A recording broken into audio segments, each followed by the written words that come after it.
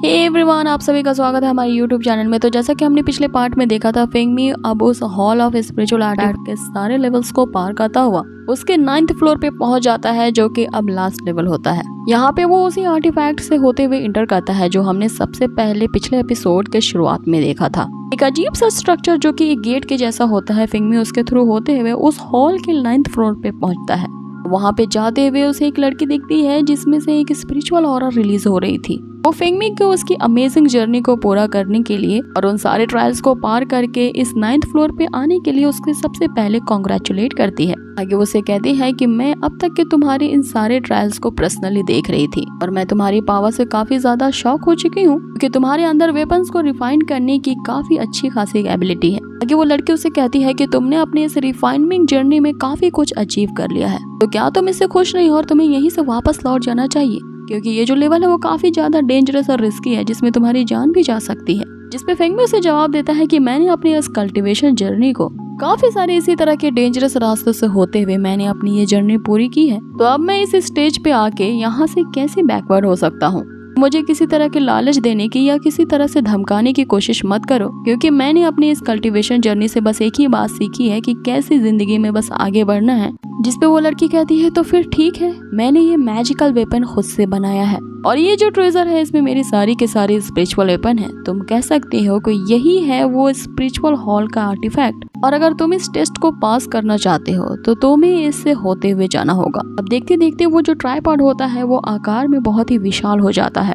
वो जो लड़की होती है उस आर्टिफैक्ट को ओपन कर देती है, जिससे हम देखते हैं कि एक विशालकाय ड्रैगन उससे बाहर निकलता है। यहाँ फेंगमी इसे देख के समझ जाता है कि ये जो इसका मैजिक वेपन है ये अपने आप में ही एक स्मॉल वर्ल्ड है जिसमें इसे वेपन की कोई कमी नहीं है। चाहे जिस तरह से भी मैं इससे फाइट करूँ, इसमें लगातार वेपन्स निकलते ही जाएंगे। अब यहाँ जो वो ड्रैगन होता है फेंगमी का पीछा करने लगता है, जिसपे फेंगमी अपने स्पेयर से उस पे अटैक करता है, लेकिन ये अटैक फेंगमी पे उल्टा ही पड़ जाता है और फेंगमी उससे पीछे हट जाता है। अब आगे फेंगमी यहाँ पे अपने तिलिस्मान से उस पे अटैक करने की सोचता है, जिसके लिए वो एक यहाँ फॉर्मेशन क्रिएट कर लेता है।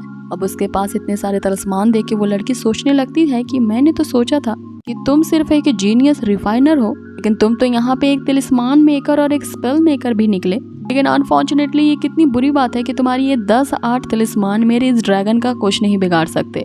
जिसपे फेंगमी यहाँ कहता है कि अभी मैंने शुरू ही कहाँ किया है। आगे हम देखते हैं कि जैसे ही फेंगमी अपना स्पेल को वहाँ पे कास्ट करता है, वहाँ पे एक नेट का जाला जैसा बन जाता है, जिसके थ्रू वो तिलिस्मान पास होते ही इसकी कई सारी कॉपीज बन जाती है और ये टोटल 3000 कॉपी बना लेता है। अब ये सारे के सारे तिलिस्मान एक एक करके उस ड्रैगन पे अटैक करते हैं, लेकिन यहाँ जो वो लड़की रहती है अपने उस आर्टिफैक्ट से और भी ज्यादा स्पिरिचुअल पावर निकाल के अपने उस ड्रैगन में ट्रांसफॉर्म कर देती है, जिससे वो ड्रैगन और भी ज्यादा पावरफुल हो जाता है और वो उसके तिलिस्मान के जालों को तोड़ता हुआ आगे बढ़ जाता है। अब जैसे ही फेंगमी का ये स्पेल टूटता है, फेंगमी यहाँ बहुत ही ज्यादा हर्ट हो जाता है। तभी फेंगमी को उस एल्डर की दी हुई टिप याद आती है, जिसे उस एल्डर ने 8th फ्लोर पे फेंगमी को बताया था। तुम्हारे पास हेवन और अर्थ की 2 शक्तियां हैं। पहला तो ये है कि तुम्हें अपने माइंड को ट्रेन करना होगा, दूसरा ये है कि तुम्हें उसके साथ अपने आप को यूनाइट भी करना होगा। अब यहाँ पे फेंगमी को उस एल्डर द्वारा दिए गए कॉस्ट्यूम की याद आती है। इसकी पावर अनमैच्ड होती है और वो हेवन और अर्थ की सारी स्पिरिचुअल पावर को ऑब्जर्व करने की एबिलिटी रखता है। अब आगे हम देखते हैं कि फेंगमी वहाँ पे कल्टीवेशन शुरू कर देता है और अपने माइंड को ट्रेन करने लगता है, जिसके कारण हमें फेंगमी के टोटल 6 स्पिरिट्स दिखाई जाती हैं। आगे यहाँ फेंगमी हेवन और अर्थ की सारी स्पिरिचुअल पावर्स को सम्मन करता है। अब यहाँ पे लिटरली उसके डायलॉग होते हैं, हेवन और अर्थ मैं ही हूँ हेवन और अर्थ। ऐसा कहते हुए उसे ये आभास होता है कि उसमें अब सारी की सारी पावर्स आ चुकी हैं। जैसे ही वो अपने इस पावर से उस ड्रैगन पे अटैक करता है, उसकी एनर्जी इतनी ज्यादा हाई होती है कि यहाँ पे वो जो लड़की होती है वो भी उसे बर्दाश्त नहीं कर पाती और यहाँ ये समझ जाती है कि फेंगमी अब रिफाइनमेंट वेपन के एक अपर लिमिट पे ब्रेक थ्रू कर चुका है। आगे हम देखते हैं कि अब फेंगमी को कोई नहीं रोक सकता था और अपनी ये सारी की सारी पावर्स उस लड़की पे उड़ेल देता है। इसके कारण उसके जो स्पिरिचुअल वेपन होती है वही डिस्ट्रॉय हो जाती है। उसके डिस्ट्रॉय होते ही फेंगमी के हाथ एक फ्रैगमेंट लगता है। अब ये जो फ्रैगमेंट या अवशेष वही होता है जो फेंगमी शुरू के एपिसोड से ही कलेक्ट कर रहा होता है, कि फेंगमी इस अलग अलग फ्रैगमेंट के टुकड़े को देखते ही जो उसका जेड था वो हरकत करने लगता था। इसके कारण ही फेंगमी इन्हें कलेक्ट करने लगता था। आगे देखते हैं कि फेंगमी के पास उस फ्रैगमेंट के टोटल 3 पीसेस पहले से ही होते हैं। अब ये नया फ्रैगमेंट का टुकड़ा जो अभी फेंगमी ने हासिल किया है, वो जा करके उसके पुराने टुकड़ों से अच्छी तरह से कंबाइन हो जाता है। अब ये देखती है वो लड़की फेंगमी पास आके कहती है कि तो तुम्हारे पास ये फ्रैगमेंट्स के टुकड़े थे जिन्हें ये हॉल ऑफ स्पिरिचुअल आर्टिफैक्ट्स काफी सदियों से ढूंढ रहे थे, क्योंकि सिर्फ एक छोटा ही टुकड़ा इस हॉल ऑफ स्पिरिचुअल आर्टिफैक्ट के पास था और ये बाकी के टुकड़े के साथ जाके खुद कंबाइन हो जाता है। हम वहाँ देखते हैं कि उसके कंबाइन होते ही वहाँ पे 5 अलग अलग रंगों के ड्रैगन्स की स्पिरिट्स निकलती हैं, जिस पे वो लड़की उसे बताती है कि ये हुनयान की स्पिरिट्स है। बहुत ही एंशिएंट टाइम में ही इसे टुकड़ों में डिवाइड कर दिया गया था और इस फ्रैगमेंट से जो निकलने वाली आर्टिफैक्ट स्पिरिट्स हैं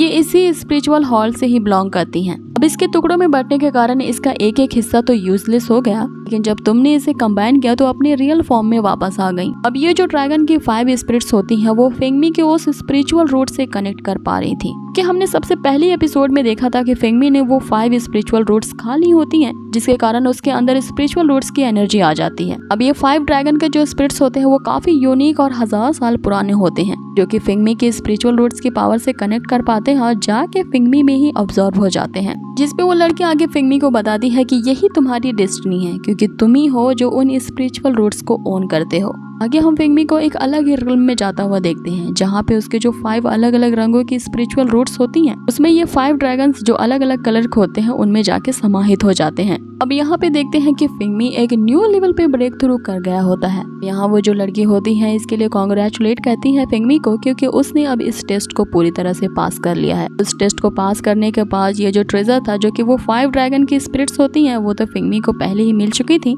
साथ ही उस लड़की का भी यहाँ पर काम खत्म हो जाता है और वो गायब हो जाती है। उसके गायब होते ही यहाँ पे फेंगमी को एक स्क्रॉल मिलता है, क्योंकि उसे 9th फ्लोर के टेस्ट को पास करने के लिए एज अ रिवॉर्ड भी दिया जाता है। ये जो स्क्रॉल होती है वो बहुत ही एक एंशिएंट टाइम से होती है, जिसमें वेपन्स को रिफाइन करने के ऐसे आर्ट्स और रूल्स लिखे होते हैं जिसे अब तक के किसी ने भी नहीं जाना था, क्योंकि ये बहुत ही पहले ही लॉस्ट हो चुकी थी, जो अब जा करके एज अ रिवॉर्ड फेंगमी को हासिल हुई हैं। लेकिन यहाँ फेंगमी सोच रहा होता है मन में कि ये तो मुझे हासिल हो गया, लेकिन यहाँ जो सबसे बड़ी चीज मैंने जो हासिल की है वो उन 5 ड्रैगन्स को अपनी बॉडी के अंदर समाहित करके मैंने पाया है। अब ये एक ऐसा ट्रेजर और फिजिक होता है जिसके बारे में ना किसी ने पढ़ा था ना कोई जान सकता था। फेंगमी यहाँ डिसाइड करता है कि ये जो नया ट्रेजर और ये जो 5 ड्रैगन्स की बॉडी स्किल से मिली है ये आगे जाकर के इसे स्टडी करेगा कि आखिर ये इसका इस्तेमाल करके क्या क्या कर सकता है। यहाँ फेंगमी को देखते हैं जिसकी बहुत बुरी हालत हो चुकी थी, इसके कपड़े पूरी तरह से फट जाते हैं। अब यहाँ सीन कट होता है और हमें बाकियों को दिखाया जाता है जो उस हॉल ऑफ स्पिरिचुअल आर्टिफैक्ट के बाहर खड़े थे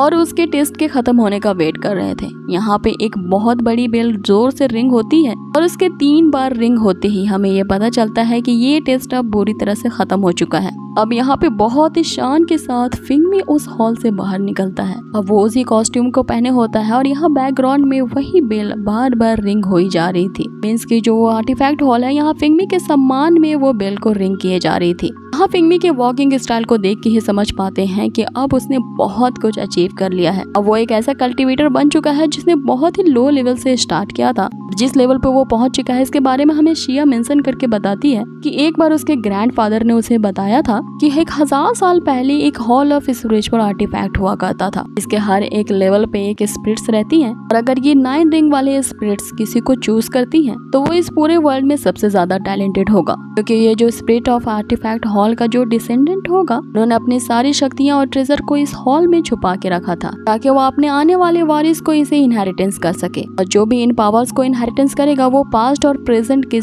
सारी खायद चीजों को जान पाएगा। सिया जी जो बातें बता रही होती हैं यहाँ योयो को इससे कोई फर्क नहीं पड़ता, वो सिर्फ यही कह रही होती है कि ये कितना ज्यादा हैंडसम लग रहा है, 10 गुना और ज्यादा बढ़ गया है इसका हैंडसमनेस। और इधर दूसरी तरफ हम फेंगमी को शान से नीचे उतरते देखते हैं। उसका स्वागत करने के लिए जो स्पिरिचुअल बर्ड्स होती हैं वो उसे आते देखते ही उसी की एनर्जी में एब्जॉर्ब हो जाती हैं। अब इसी भाव और अमेजिंग सीन के साथ हमारा ये एपिसोड यहीं पे फिनिश होता है। सो गाइज आप लोगों को ये आज का एपिसोड कैसा लगा मुझे कमेंट बॉक्स में जरूर बताएं और बहुत ही जल्द मिलते हैं आप लोगों से इसके नेक्स्ट एपिसोड में। Till then stay healthy, take care, bye.